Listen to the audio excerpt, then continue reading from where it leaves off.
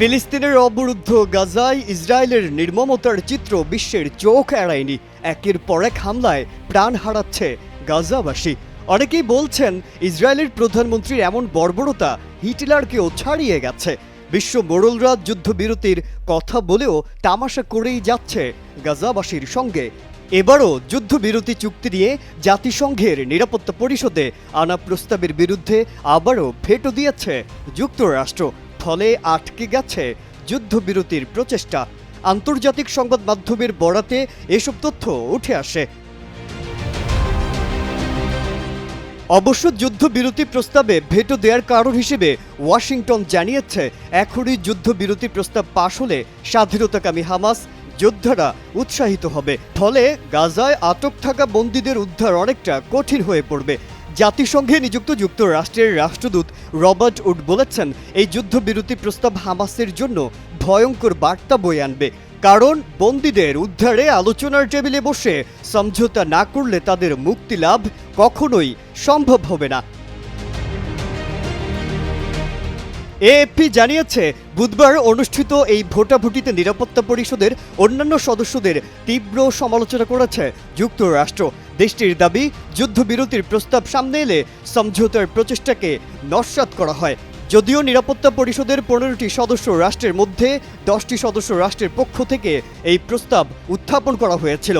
এতে গাজায় অবিলম্বে নিঃশর্ত এবং স্থায়ী যুদ্ধবিরতির আহ্বান জানানো হয়। একই সঙ্গে গাজায় আটকে থাকা বন্দীদের মুক্তি দাবি করা হয়েছে।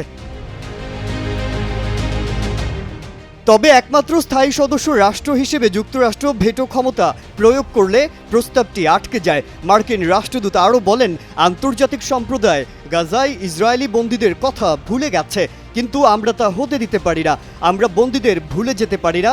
এদিকে গাজায় যুদ্ধবিরতির জন্য আন্তর্জাতিক প্রচেষ্টা অব্যাহত থাকলেও যুক্তরাষ্ট্রের এই ভেটোকে সংকট সমাধানের পথে বড় বাধা হিসেবে দেখা হচ্ছে। এতে পরিষদের সদস্য রাষ্ট্রগুলোর মধ্যে মতবিরোধ আরও প্রকট হয়েছে। যদিও যুদ্ধবিরতির এই প্রস্তাবটি ছিল কয়েক সপ্তাহের আলোচনার ফসল, নিরাপত্তা পরিষদের 10 সদস্য রাষ্ট্র প্রস্তাবটি উত্থাপন করেছে। এ নিয়ে 2023 সালের অক্টোবরে সংঘাত শুরুর পর চতুর্থবারের মতো নিরাপত্তা পরিষদে গাজায় যুদ্ধবিরতির প্রস্তাবে ভেটো দিল যুক্তরাষ্ট্র। 7 অক্টোবর হামাসের নজিরবিহীন আন্তঃসীমান্ত হামলার পর থেকেই ইসরায়েল গাজা উপত্যকায় অবিরাম বিমান ও স্থল হামলা চালিয়ে যাচ্ছে। ইসরায়েলে এই হামলায় হাসপাতাল, স্কুল, শরণার্থী শিবির, মসজিদ, গির্জাসহ হাজার হাজার ভবন ক্ষতিগ্রস্ত বা ধ্বংস হয়ে গেছে। গাজা স্বাস্থ্য কর্তৃপক্ষের মতে গাজায় এখন পর্যন্ত প্রায় 44,000 মানুষ নিহত হয়েছেন, যাদের বেশিরভাগই নারী ও শিশু। এছাড়া আহত হয়েছেন আরও লক্ষাধিক ফিলিস্তিনি। ইসরায়েল ইতোমধ্যেই আন্তর্জাতিক বিচার আদালতে গণহত্যার অভিযোগে অভিযুক্ত হয়েছে।